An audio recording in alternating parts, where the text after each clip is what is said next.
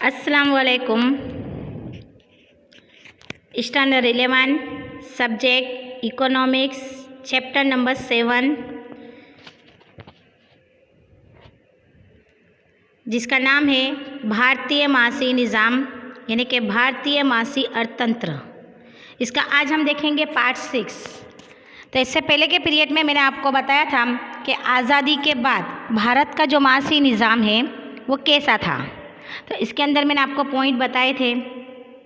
कौन कौन से पॉइंट थे? फ़ीकस आमदनी, ज़राअत, सनअत, खिदमती शोबे और आबादी के बारे में मैंने बताया था कि 2013 में जो फ़ीकस आमदनी थी भारत की वो $5,150 थी और उसके बाद वो क्या हो गई थी, जो दूसरे देशों के मुल्कों के मुकाबले में कितनी गुना कम थी? 7 गुना कम थी, जिसके नतीजे में हमारा भारत पीछे यानी कि 50 देशों के अंदर उसका नाम मशहूर हो गया था।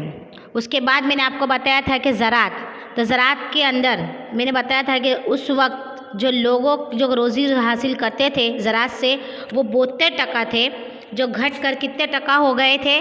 58%। और आखिरकार कितने थे 2013 और 14 में? उसकी जो तादाद थी वो कितने टका हो गई थी? 14% हो गई थी। फिर उसके बाद हमने देखा था सनअत।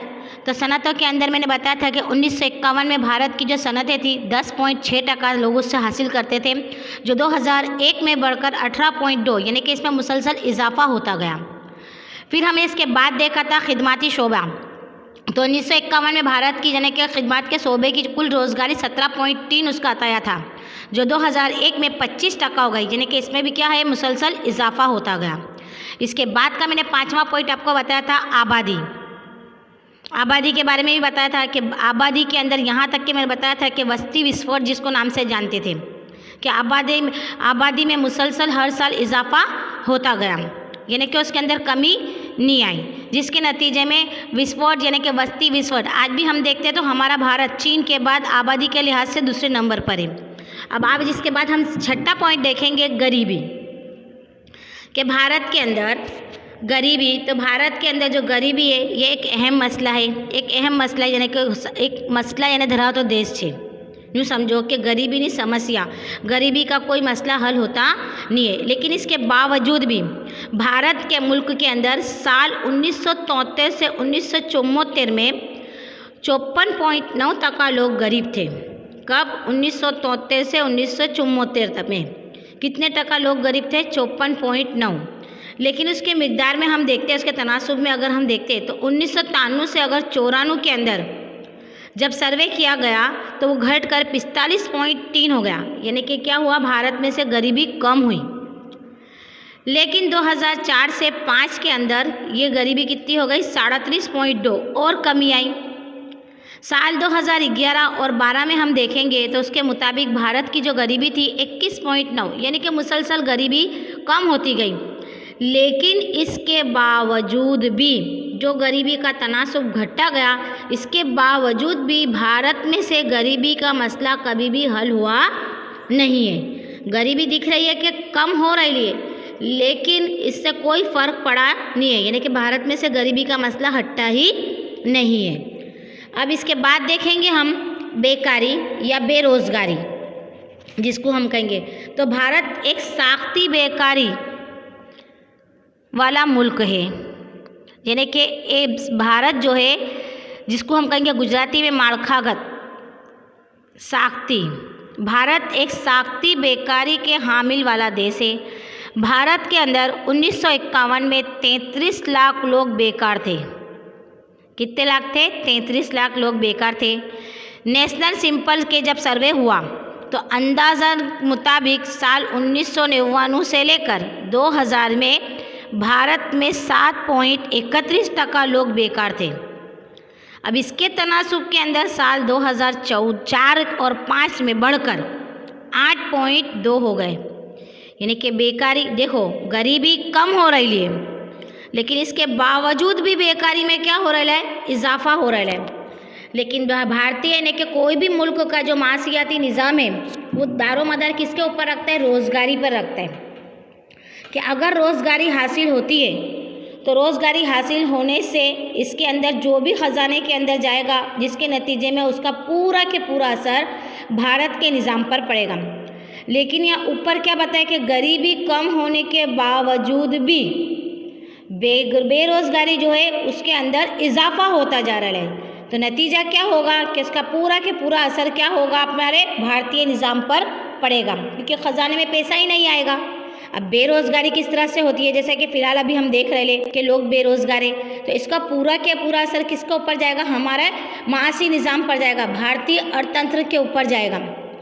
नतीजन क्या होता है कि उस ख़जाने के अंदर जब कमी आ जाती है तो सब चीज़ के ऊपर लोगों कम कर देते हैं। जैसा कि अभी जो गवर्नमेंट जॉब करने वाले हैं उनके कितने टका इन लोगों ने पगार यानी कि जो सैलरी देते थे वो काट डालते थे कि भाई पगार नहीं है, क्योंकि जब ख़जाने में ही कमी है, लोग बेकार है, तो बेकार होने की वजह से जितना भी जो टैक्स थे वो सब तमाम सनतों का टैक्स, खिदमत का टैक्स, ये जितना भी जाता था उसके अंदर कमी आ जाएगी। और जब ख़जाने के अंदर ये कमी आएगी तो जाहिर सी बात है कि उसका भारतीय निज़ाम के ऊपर पूरा के पूरा असर पड़ेगा, और उसका पूरा असर पड़ेगा, जिसका नतीजा क्या होगा कि बेकारी। तो मेन जड़ क्या है यहाँ पर, बेकारी, बेरोज़गारी।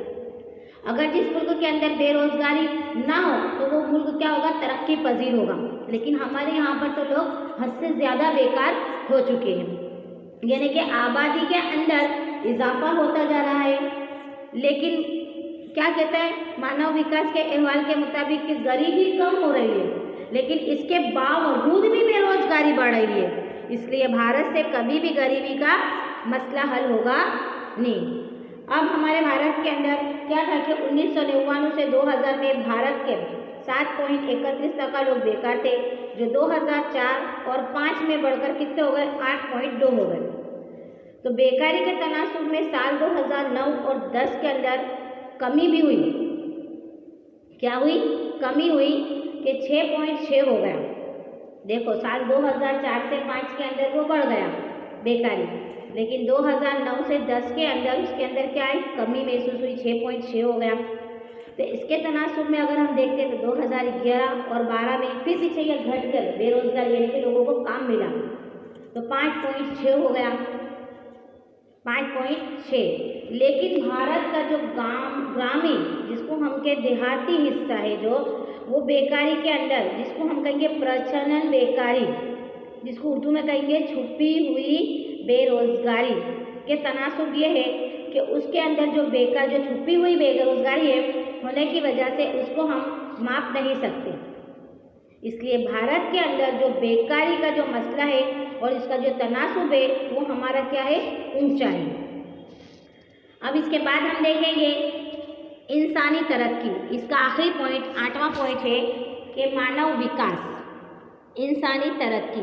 अब सबसे पहले कि मानव विकास यानी कि इंसानी तरक्की यानी कि मानव विकास किस तरह से मालूम करते हैं, तो मानव विकास इस तरह से मालूम करते हैं अहवाल उसका कि जो अक़वाम मुत्तहिदा है वो क्या करती है कि जिस देश के अगर निकालना चाहते हैं कि इसका मानव विकास कैसा है, तो अभी देखा जाए तो मानव विकास के अंदर मैंने आपको पहले ही बता दिया था कि नॉर्वे नंबर 1 पर है।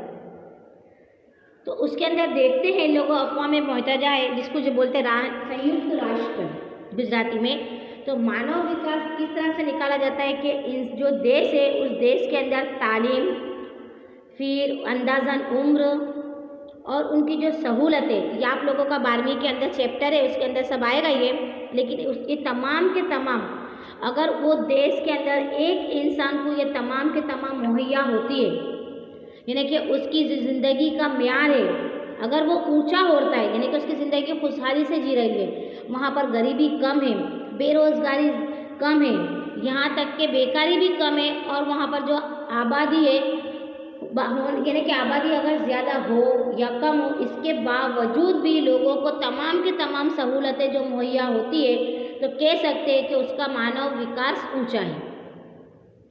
तो भारत के लोगों का जो ज़िंदगी के म्यार है हकीकत में दुनिया के दूसरे तरक्की पजीरों के मुकाबले में कैसा है, नीचा है। जाहिर सी बात है नीचा ही है हमारा मुल्क के अंदर जो लोगों का ज़िंदगी का म्यार है, तमाम के तमाम रुपया नहीं है। अभी तो फिलहाल ऐसी पोजीशन हो गई है कि लोगों के पास बेरोज़गारी है, पैसे नहीं है।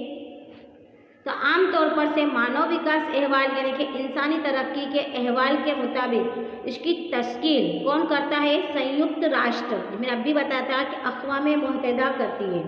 कौन करती है, अक़वामे मुत्तहिदा। तो याद रहे कि मानव विकास अहवालनी रचना कोण करे छे?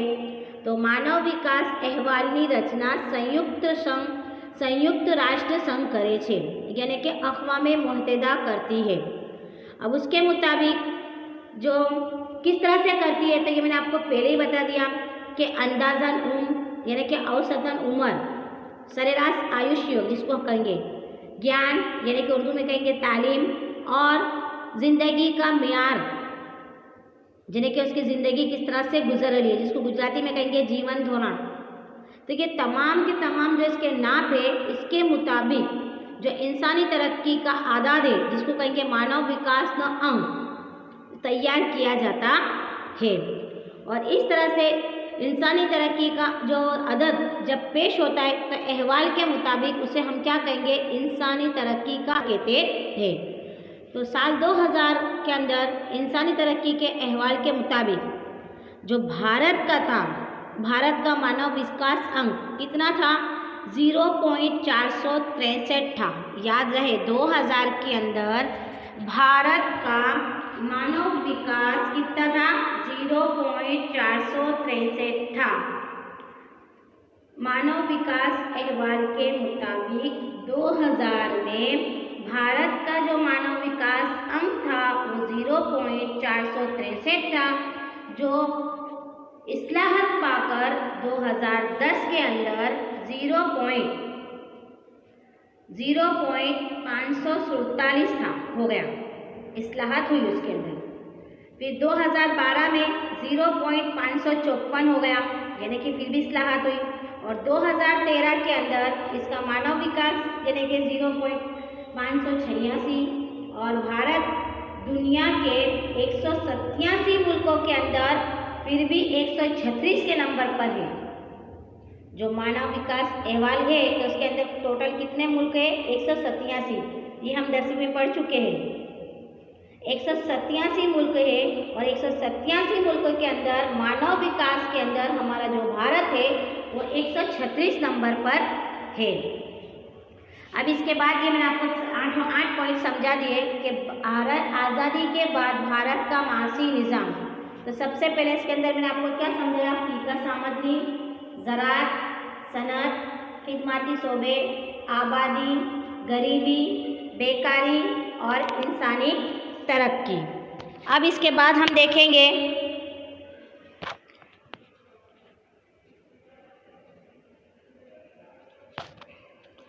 तरक्की पजीर भारतीय मासी निज़ाम की खुसूसियत, यानी कि विकासमान भारतीय अर्थतंत्रना लक्षणों। तरक्की पजीर, विकासमान का मतलब होता है तरक्की पजीर। तो इसका सबसे पहला पॉइंट है कि आर्थिक वृद्धि, जिसको हम क्या कहेंगे? मासी तोशी। विकासमान भारतीय अर्थतंत्र लक्षणों, तो इसके अंदर का पहला पॉइंट है हमारा आर्थिक वृद्धि यानी कि मासी बढ़ोतरी। तो भारतीय मासी निज़ाम साल 1970 के बाद मासी जो उसकी तोसी थी, यानी कि जो बढ़ोतरी थी, वो तेज़ी से बढ़ रही थी। लेकिन ख़ास करके 1990 से 91 के अंदर इसके अंदर तब्दीली जब आई, तो इसकी जो बढ़ोतरी है वो 6.8% हो गई। जब भारत मुल्क के अंदर मासी बढ़ोतरी का दर 1950 से 51 से लेकर 1990 से 91 के दरमियान सिर्फ 3.5% से होता था, लेकिन 2012 से 13 के बाद और 2014 और 15 के अंदर जो मासी बढ़ोतरी की जो दर सराह थी वो क्या हो गई? नीची हो गई, मंद पड़ गई, और नतीजन 5% से नीचे गिरकर हो गई, जिससे भारतीय मासी निज़ाम फिर से ऊंचे आने की क्या करा? उसने तेज़ी से आगे बढ़ने की कोशिश की, और नतीजन उसने क्या किया कि पूरे दुनिया के ऊपर उसने उम्मीद रखी कि कभी कभी हम आगे आ सकेंगे। यानी कि क्या भारत जो पीछे हो गया था, तो उसने आगे आने के लिए भारत के मासी निज़ाम को फरीथी ऊंचा यानी कि वापस ऊंचा करने के लिए उसने मासी जो बढ़ोतरी थी उसके अंदर झड़प से यानी कि तेज़ी से उसने तरक्की की, और नतीजन ये आया कि परिणाम लाव से तेवी विश्व आशा राखे छे, यानी कि वो हजू भी उम्मीद रखता है। अब उसके बाद हम देखेंगे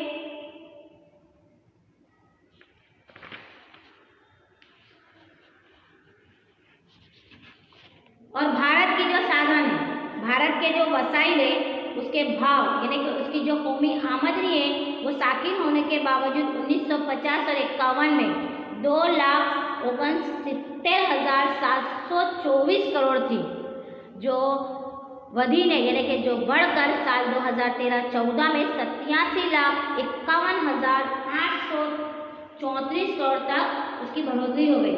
इस तरह 63 सालों के दरमियान जो कौमी आमदनी है उसके अंदर 18% इजाफा हुआ।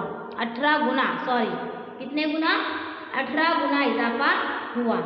अब हम देखेंगे कि कौमी आमदनी में मुख्तलिफ शोबों का अतिया। नंबर दूसरा पॉइंट, राष्ट्रीय आवक में विविध क्षेत्रों फाड़ो। तो भारत की महासी जो बढ़ोतरी है उसका जो नाप है उसका एक अहमियत रखता है, जिसके अंदर खेती के शोबे की जो कौमी आमदनी है उसकी मालूमात से हमको मुताबिक लगभग 63 सालों का हमको जब अंदाजन के ऊपर ये साबित होता है कि कौमी आमदनी में जो खेती के शोबे का अतिया था वो सतत क्या हो गया, कम से कम घटता गया, जबकि सनत और खिदमत के शोबों के अंदर उसके अंदर क्या हो गया, बढ़ता गया। इससे पहले कि हमने 8 पॉइंट देखे ले थे, उसके अंदर खेती के अंदर कमी आई, छेले आखिरकार 14% रह गया, लेकिन जो सनती शोबे थे और इसके अलावा जो खिदमत के शोबे थे उसके अंदर इजाफा होता गया। तो अंदाजन हम कह सकते हैं कि कौमी आमदनी के अंदर क्या हुआ, राष्ट्रीय आवक के अंदर की खेती के शोबे का अतिया घटता गया, जबकि सनती शोबों और खिदमत के शोबों के अंदर बढ़ता गया। और ज़माने हाल में कौमी आमदनी में सबसे ज़्यादा जो अतिया देने वाले थे वो कौन था, खिदमत का शोबा, जिसको कुल 52.7% से 1 नंबर उसने हासिल किया है। अब इसके बाद देखेंगे कि राष्ट्रीय आवक के अंदर बता रहे हैं कि राष्ट्रीय आवक के अंदर विविध क्षेत्र ना फाड़ो, यानी कि कौमी आमदनी में मुख्तलिफ शोबों का अतिया क्या था। तो यहाँ पर हम देखेंगे कि सबसे पहले देखेंगे कि खेती के अंदर 1950 से लेकर 51 में 53.1 था, जबकि घट कर देखो 1990 से 91 में कितना हो गया, 29.6 हुआ। 2000 से लेकर 2001 तक 22.3 और 2014 से 15 तक 17.6 रहा, यानी कि मुसलसल इसमें क्या होता गया, कमी आती गई। जबकि सनती शोबे में देखेंगे तो 1950 से 51 में 16.6, 1990 से 1991 में 27.7 और 2000 से लेकर 2001 तक 27.3 और 2014 से 2015 तक कितना था, 29.7 था। खिदमत के शोबे में 30.3, 1990 से 91 में 42.7, यानी कि ये दोनों शोबों के अंदर मुसलसल इजाफा होता गया, लेकिन सबसे ज़्यादा जो इजाफा हुआ वो खिदमत के शोबों के अंदर हुआ। तो यहाँ तक हमने सीखा, क्या सीखा, मैंने आपको शुरुआत की विकासमान भारतीय अर्थतंत्र लक्षणों के अंदर मैंने आपको 2 पॉइंट समझाए। इसके बाद के जो पॉइंट है फीका आमदनी जो रोजगारी है, ये इसके बाद के हम नेक्स्ट पीरियड में देखेंगे।